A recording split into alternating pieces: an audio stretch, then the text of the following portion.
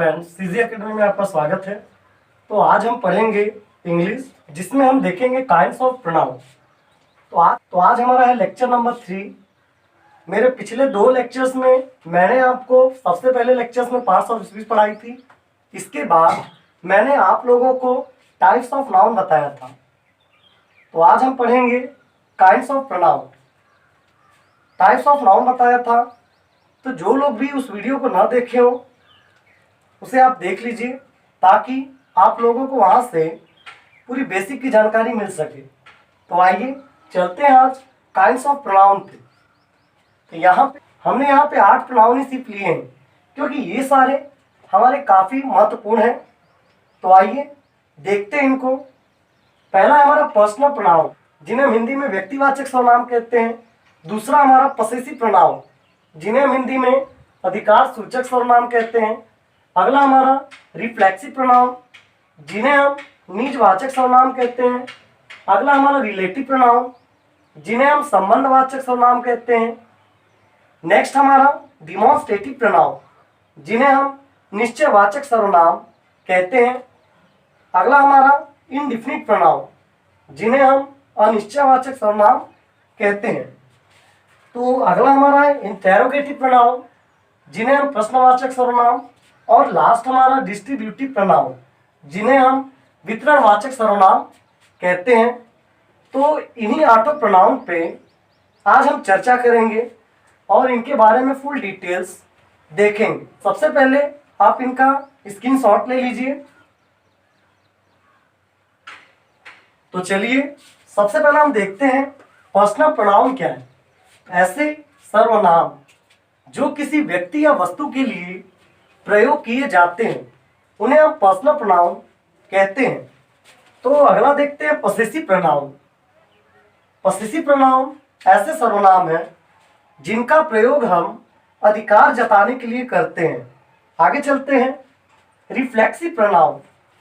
तो जब सर्वनाम का प्रभाव खुद कर्ता पर पड़ना प्रतीत हो, उन्हें हम रिफ्लेक्सिव प्रोनाउन कहते हैं। तो अगला हमारा है रिलेटिव प्रोनाउन। नाउन के स्थान पर आकर नाउन की पुनरुक्ति न होने दे और इनके साथ संबंध जोड़ ले, उन्हीं को हम रिलेटिव प्रोनाउन कहते हैं।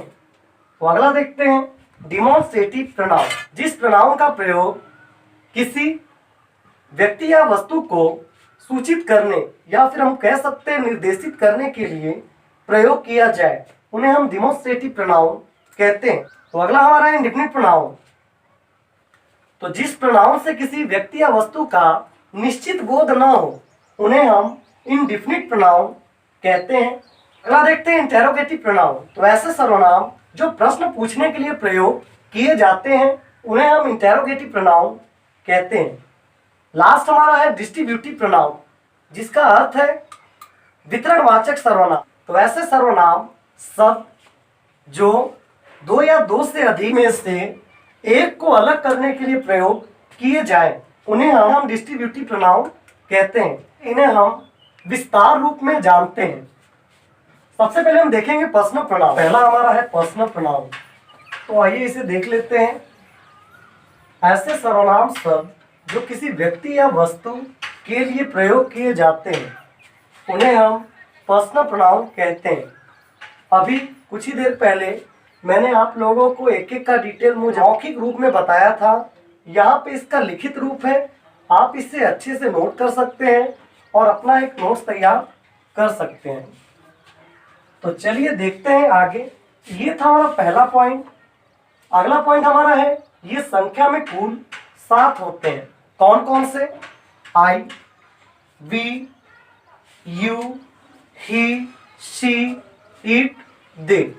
ये 7 हमारे मुख्य रूप से होते हैं पर्सनल प्रोनाउन, जबकि इनके और भी रूप होते हैं। तो आइए सबसे पहले हम चार्ट पे चर्चा कर लेते हैं।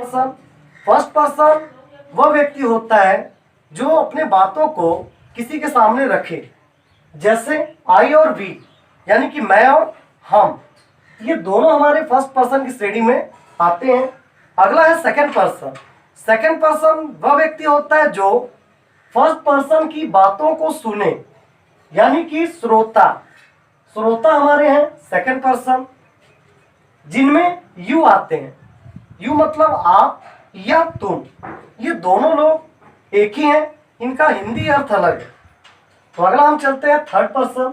थर्ड पर्सन जब फर्स्ट पर्सन और सेकंड पर्सन मिलके किसी तीसरे व्यक्ति के बारे में या फिर अन्य व्यक्ति के बारे में बातें करें, वो अन्य व्यक्ति थर्ड पर्सन की श्रेणी में आएगा।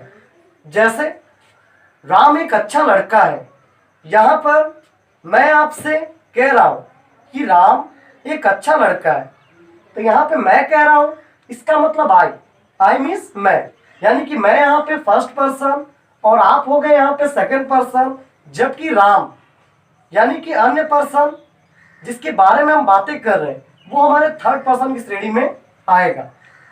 तो मुझे आशा है ये पर्सनल प्रोनाउन आप लोगों को अच्छे समझ में आया होगा। तो आइए चलते हैं अगले प्रोनाउन पे। अगला प्रोनाउन देखते हैं जिसका नाम है पसेसिव प्रोनाउन, जिसका अर्थ होता है अधिकार सूचक सर्वनाम। तो ऐसे सर्वनाम जिनका प्रयोग अधिकार या स्वामित्व का बोध कराने के लिए किया जाता हो, उन्हें हम पसेसिव प्रोनाउन कहते हैं।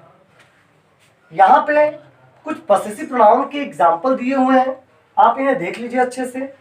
माई, आवर्स, योर्स, हर्स, हिज। इसी के साथ कुछ अन्य एग्जाम्पल हैं जिन्हें हम वाक्यों के रूप में आपके सामने प्रस्तुत कर रहे हैं। This is your book. अब यहाँ पे जो योर वर्ड है ये हमारा पसेसिव प्रोनाउन है। दैट इज माई शर्ट, या माई हमारा पसेसिव प्रोनाउन है। तो ये हमारे अधिकार सूचक प्रोनाउन है जो कि बुक और शर्ट के प्रति अपने अधिकार को दर्शा रहे हैं। तो इसी के साथ अगले प्रोनाउन पे चलते हैं। तो आइए अगला प्रोनाउन देखते हैं जिसका नाम है रिफ्लेक्सिव प्रोनाउन। इसकी परिभाषा देख लेते हैं। जब वाक्य में कर्ता का प्रभाव स्वयं कर्ता पर पड़ना प्रतीत हो, ऐसे प्रोनाउन को हम रिफ्लेक्सिव प्रोनाउन कहते हैं, यानी कि निजवाचक सर्वनाम। तो आइए एग्जाम्पल समझते हैं। पहला एग्जाम्पल है you have hurt your yourself पे क्या है? योर सेल्फ, जो कि यहाँ पे कर्ता का प्रभाव कर्ता पर पड़ रहा है। जैसे यहाँ पे यू है, यू का प्रभाव सीधे सीधे योर सेल्फ पे पड़ रहा है, तो ये हो गया हमारा रिफ्लेक्सिव प्रोनाउन। अगला एग्जाम्पल देख लेते हैं। दूसरा एग्जाम्पल है I will do it my self. मैं इसे स्वयं से करूंगा। अब यहाँ पे सब्जेक्ट हमारा आई है, यानी कि कर्ता आई, और तो कर्ता का प्रभाव कर्ता पर पड़ता दिखाई दे रहा है, तो ये भी हमारा हो गया रिफ्लेक्सिव प्रोनाउन। तो माई सेल्फ यहाँ पे रिफ्लेक्सिव प्रोनाउन है और योर सेल्फ भी यहाँ पे रिफ्लेक्सिव प्रोनाउन।